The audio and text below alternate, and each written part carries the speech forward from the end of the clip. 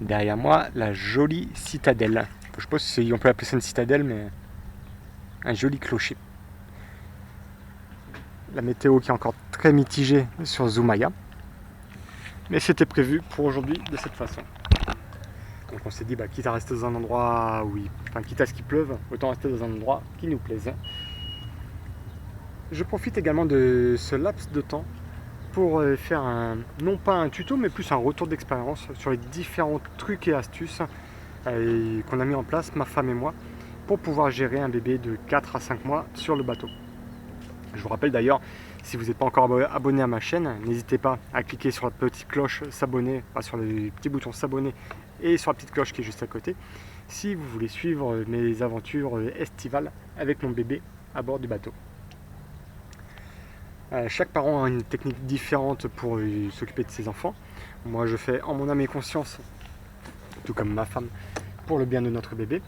Après peut-être que des parents vont réagir différemment, peut-être que des parents ont une autre façon de faire. En tout cas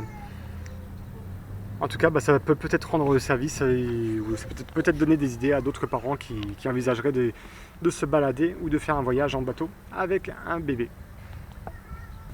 Et je profite également de cette vidéo pour faire un petit coucou, un énorme clin d'œil, puis même plutôt un coup de pub pour des copains qui sont en train de faire le tour de l'Atlantique avec leur voilier. Actuellement, ils viennent de repartir de Saint-Barth. Je vais vous mettre un lien, là, ça va être en haut de l'écran de ce côté-là, je crois, ou peut-être de ce côté-là. Il y aura un petit lien en haut. Vous avez juste à cliquer dessus et ça vous renvoie vers leur chaîne. Si je fais un petit coup de publicité, c'est parce que là, ils viennent tout juste de lancer un challenge. S'ils atteignent les 10 000 abonnés, Pilou se fait des dreadlocks. Et comme j'ai envie de voir Pilou avec des dreadlocks, n'hésitez pas à vous abonner à leur chaîne, ça fera plaisir. Alors voici notre transat pliant pour bébé. Donc ça c'est super parce que vous voyez, donc il peut se plier. Derrière il y a des pattes qui nous permettent de maintenir ici. Et comme ça, peu importe si le bateau est à la gîte, à bâbord ou à tribord, le bébé est toujours calé. Il ne risque pas ni de partir dans un sens ni dans l'autre. En plus, il a sa petite ceinture de sécurité, donc il est tranquille. Par contre, je vous entends déjà me dire « Oui, mais Cyril, tu te rends compte, là, ton bébé, il va avoir la tête qui est au soleil, et bonjour l'insolation. Quand on est en vacances, on ne veut pas d'insolation. » Et moi, je vous réponds, les amis, j'ai pensé à tout. Regardez. Parmi les accessoires de plage qu'on a trouvé sur Saint-Sébastien, on a trouvé ce petit parasol qui fait 80 cm de longueur de rayon, c'est déjà bien. Donc ce que je fais dans ce cas-là, j'ouvre le parasol que je place par-dessus et de cette façon le bébé est à l'ombre. Bon, après c'est sûr qu'il ne faut pas avoir besoin d'utiliser les winches en permanence parce que là pour wincher ça va être très compliqué s'il y a besoin de toucher au réglage. Mais comme vous pouvez voir, une fois que le bateau est calé, de toute façon il est calé. Maintenant je vais glisser le bébé à l'intérieur. Pareil à l'intérieur, donc on voit il y a une graduation pour les enfants de moins de 10 mois, il ne faut pas dépasser cette graduation. Et donc sur le bateau, on est loin de la dépasser, vu que l'idée c'est quand même d'économiser un petit peu l'eau qu'on a à bord. Le gros intérêt de cette baignoire, c'est qu'elle tient juste dans la salle de bain. C'est du sur-mesure. Donc là ici, j'ai juste à prendre mon robinet, ma douchette qui est ici, remplir la baignoire, comme ça, comme ici. Et une fois que le bébé a pris son bain, bon par contre c'est vrai qu'il faut se mettre à quatre pattes pour le nettoyer.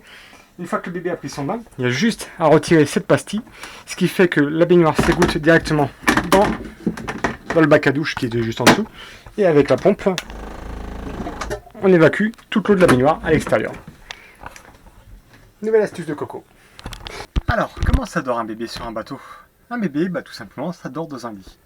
Là, on lui a aménagé, donc on est dans sa chambre, on lui a aménagé donc avec les coussins du carré qu'on a installé ici, il a son espace pour pouvoir dormir. Sa turbulette, son petit plaid, tous ses doudous. L'avantage, c'est qu'il est calé, il ne peut pas glisser ni d'un côté ni de l'autre, il reste bloqué ici. Après, peut-être que dans quelques années ou quelques mois en tout cas, on sera obligé de modifier cette installation, parce qu'il sera plus grand, il pourra passer par-dessus les coussins. Je pense que je mettrai une petite toile anti-roulis juste à l'avant. Mais en tout cas, à l'heure d'aujourd'hui, ça suffit largement pour que le bébé soit bien calé. ces coussins, ils vont où en principe? Ces coussins, ils vont ici, hop, dans le carré. L'avantage d'avoir retiré ces coussins, c'est que ça nous permet d'avoir son transat ici. Quand on souhaite passer une petite soirée tranquille dans le carré, le petit bébé, il reste juste à côté de nous. Il reste juste à côté de nous, il est bien calé. Il risque pas de glisser. Même vu que le transat est bien calé, même en tirant dessus, il ne peut pas bouger. Quand on fait une petite navigation calme et où il fait un petit peu frais, on ne va pas mettre le bébé dans l'entrée du cockpit. Là ici, on sait qu'il reste quand même bien calé. Après, par la suite, j'essaierai peut-être de modifier, de faire une petite installation. D'ailleurs, j'en profite pour montrer mon paratonnerre, ce qui va sur le mât. Ça sert de paratonnerre, de parafoudre en tout cas. Si jamais un jour le mât prend la foudre, tout passe par ici, ça passe par la tresse qu'on aperçoit ici, qui va jusqu'à la quille. Petite parenthèse terminée. Et Ginger saura de quoi je parle. Ensuite, pour le bébé, quand on veut le changer, donc, en général, on se met sur la table. Sur la table, ici, j'ai un revêtement plastique antidérapant. Donc, au moins, ça peut éviter les accidents. Malgré tout, donc, soit je mets le coussin pour changer le bébé ici, sinon, je le mets dans ce sens. Et ça me permet d'avoir le bébé, d'avoir mes petits accessoires à côté, pour pouvoir changer le bébé en sécurité.